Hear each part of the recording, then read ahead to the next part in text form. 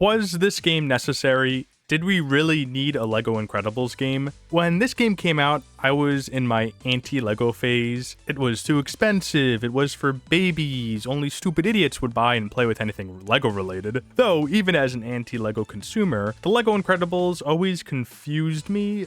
Like, other LEGO themes and games are based off of these wildly popular IPs that are some of the most profitable of all time. Of course, it's a movie tie-in game, which LEGO has done before, but those are usually for, again, super profitable franchises that LEGO has already had themes for, or would have turned into one. The Incredibles, on the other hand, isn't this merchandise powerhouse like these other themes that LEGO has. That is no disrespect to The Incredibles. It is easily one of my favorite Pixar films, and it performed extremely well at the box office, but you don't see people wearing Incredibles merchandise or see the characters plastered everywhere like you do with franchises like Star Wars, Marvel, or Harry Potter. And even more surprisingly is that LEGO never made The Incredibles into a theme. They only released a couple junior sets and a polybag for the characters. Even Toy Story 3 had more sets. That's why this LEGO game is so confusing to me. Even if The Incredibles was this huge merchandise powerhouse like Star Wars, it doesn't lend itself well to being a LEGO game, as most of the action in these films usually only include a single character, while LEGO games have at least 2 playable characters at one time. And also, there's only 2 movies, so I wasn't sure how they could extend the runtime of this game. That's what I'll be looking at in this video to see if LEGO Incredibles was a necessary inclusion in the LEGO game lineup. Released on June 15th, 2018 on every major console at the time, the LEGO Incredibles was made to tie in with the Incredibles 2 movie, released on the same day. And the focus here is definitely on the sequel film because, strange enough, the game starts off with the sequel, not the original. A decision that baffled a lot of people. I thought it was a strange decision as well, but it really isn't the end of the world. Personally, by the end of the game, I actually did prefer this decision, as the first level of The Incredibles 2 lends itself to being a better tutorial for the game, as it has a tutorial for the 5 characters you'll be using the most throughout the game, that being the Incredible Family and Frozone, while the Omnidroid fight in the first Incredibles lends itself to being a better final fight compared to the final level of The Incredibles 2. The thing I was the most interested in when playing this game was how they were going to make 6 levels out of the movies, as even if there is a lot of action in these films, the films aren't filled with constant fights and battles unlike something like Star Wars. Plus, as I mentioned before, much of the action in these films usually involves a single character rather than a duo or a team, until the very end of the films. The first level is fine enough as it is a team up with the 5 main characters, and a good tutorial with what you can do and how their abilities can be used together. After this first level, the story progresses as normal in the second film, with the Parr family moving into their new house and getting set up with their new superhero gig. Also, after this level, you get access to the open world, where you can freely explore the city the movies take place in. Here, each section of the city has its own mini levels where you need to complete various objectives. Once you beat these challenges in these sections, then the game reveals different challenges and collectibles you can find in that area. The big reward you find from doing these bonus challenges is that you unlock not only a red brick, which gives you cool bonuses like stud multipliers, but you can also unlock different Pixar characters. I went completely blind into this game, and I was super surprised to see some of these characters here. I do wish they did more with the Pixar characters and the Pixar IPs, but their inclusion was nice. Also, keep in mind that the only LEGO games I've played besides this one were the LEGO Star Wars games, so I'm not sure how this open world compares to other ones, but I had a lot of fun in it. There's plenty to do inside the city, where completing all there is to do will probably double your playtime. The big open world and the mini missions inside of it were fun for the brief time I did spend here. I especially loved it when I unlocked the flying heroes, and it made collecting and exploring even easier. The only downside that I noticed on my playthrough, and it's a pretty annoying flaw too, are these unskippable news reports that destroy the flow of gameplay once you enter a section of the map that has the next mission. These reports are forced onto you once you enter a crime-filled area, and these reports are long, and it is just the reporter talking to the camera, and again, you can't skip them. I zoned out each time I had to sit through one of these reports, and it made me not want to explore more of the city after the 3rd area or so, which is not what you want out of your LEGO game. My favorite part about a game like the Skywalker Saga is exploring these open worlds and doing all these challenges and collecting freely. If it weren't for these reports, I'd feel the same way about this open world, but the constant interruptions made me drop doing any of the bonus stuff in this world after a few times. I could tolerate it though if I ever decided to do 100%. The markers for each level are located throughout the overworld, and the game lets you place waypoints to help you get to different locations on the map. The story for The Incredibles 2 plays out pretty similarly to the films. With the Star Wars games, they were sort of a SparkNote version of the movies, but it did contain all the important bits and all the deaths, so you know how these movies played out. The Incredibles 2, for the most part, is faithful to the film, as many of the story beats play out similarly. The only difference is that some of the side supers in the film are present during parts where it's just Ellen in the movie. The first film is where they make more substantial changes to the story, like they remove the guy jumping off the building in the beginning, Frozone goes to the island with Mr. Incredible for the first time, Gazerbeam is actually alive, and Syndrome lives in the end of the movie. Of course, many of these changes were to add a second character to gameplay, but were also done because The Incredibles has some pretty adult topics. It gets pretty dark at times. I watched it recently and I was surprised at what they put in the film that I never noticed as a stupid baby. I don't mean like fake adult in a SpongeBob roller coaster kind of way. I mean actually mature. Like obviously the guy jumping off the building, the whole eradication of the supers, which is removed here as well, and Helen believing that Bob was having an affair. Though some of these changes are a bit strange in this game, none of them ruin it for me. There's nothing here that really bothered me that much. I understand some of these changes had to be made to make the game more kid-friendly and to make it multiplayer. Back to The Incredibles 2, the next 3 missions have you play as Helen and another one of those supers trying to take down the Screenslaver. The levels are, for the most part, the more traditional style of levels with basic platforming, combat, and simple puzzles. Though, what was interesting is that the levels are sometimes broken up into different parts, like how one level will start off in a vehicle section, or you might start off with this little boss fight as Jack-Jack against the raccoon from the movie, while the next part will be a standard level. It makes these levels much longer, and that's the thing with these levels compared to the other LEGO games I played. They are extremely long.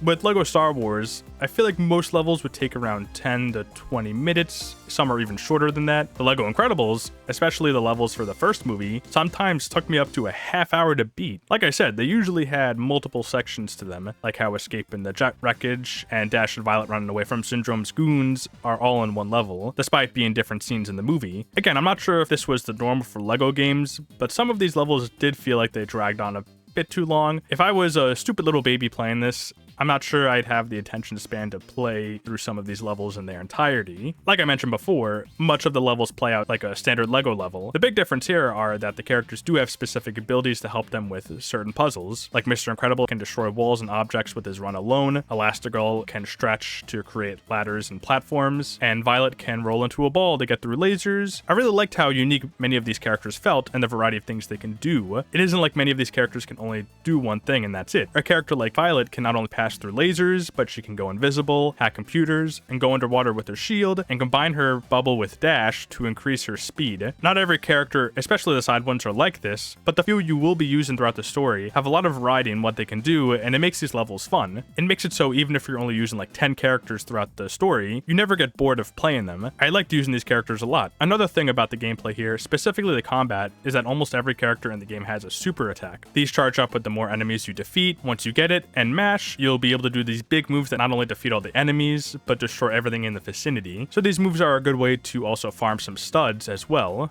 And everyone gets a super attack, not just the supers. Even characters like Tony and the old lady whose cat gets stuck in the tree has a super, though a lot of the side characters have these simple basic slams for their attack. I really enjoyed my time playing through these levels, but there were a few issues I had with them. First, I know LEGO games are easy and are meant for kids, but are all the new ones this handholdy? I'm not complaining about the difficulty, because I expect a LEGO game to be easy, but this game is so handholdy that it pretty much gives you the answer to every single puzzle immediately. Like, every single thing is labeled with who you have to use, and even before you have the chance to switch to another character, the game will show you who to use. It really leaves no room to give someone even a second to figure it out. And I'm all for games being accessible and simple for new players. I have no issue with something like the steer assist in Mario Kart, but my issue here is just how instant all the pop-ups are. If it popped up like 20 to 10 seconds after you show up to a puzzle, then it'd be okay, but the game pretty much tells you everything you need to do every second while playing it. One other part of the gameplay I wasn't a huge fan of were these family builds where every person in your team build something big together. You'll have to charge up these indicators by mashing for everyone on your team. It has to be done at the same time, so if you charge up one symbol but you take too long to do another person's, then the charge for the first one will go away. These are in every level and aren't too bad when you only have to do 2 members, but when you have to do the whole family, up to 4 people, all the mashing begins to get annoying. Plus, whenever you beat a crime wave in a section of the city, then you have to do these to unlock the Pixar characters and the red bricks, so that's annoying too. Now that I think about it, this game does have a pretty weird obsession with mashing. Not only here, but in a lot of the levels, the game will throw these random button mashing moments that just bogs down the gameplay. The next issue isn't necessarily the gameplay, but the dialogue during the gameplay. I think for the most part, the humor here is either bearable or sometimes actually pretty funny. I'm a grown man, I'm not the target demographic. I don't expect to belly laugh with every single joke here because that would be silly for me to expect. However, I'd also prefer not to be annoyed while playing a game. Like the side supers in The Incredibles 2 are just comic reliefs who repeat the same jokes over and over again. Like they make the same joke twice where an enemy is like, "It's Elastigirl," and then the second character will be like, "I'm here too, you know." Even the regular dialogue gets repetitive. In the first mission of The Incredibles movie, every single line from Bob during the Bon Voyage fight is just telling Buddy to go away over and over again. It's alright for these characters to not be talking all the time. Again, my only reference for a LEGO game from the past 10 years was the Skywalker Saga, and that game isn't the pinnacle of comedy either, but I never found the jokes or dialogue there annoying. It isn't all bad though. Like I said, some of the gags in the cutscenes did get a chuckle out of me. One aspect of the dialogue that I've seen people complain about online is how bad the voice acting is here. Some of the actors reprise their roles here, like Edna, Syndrome, and Violet, but most of the cast don't come back for this game.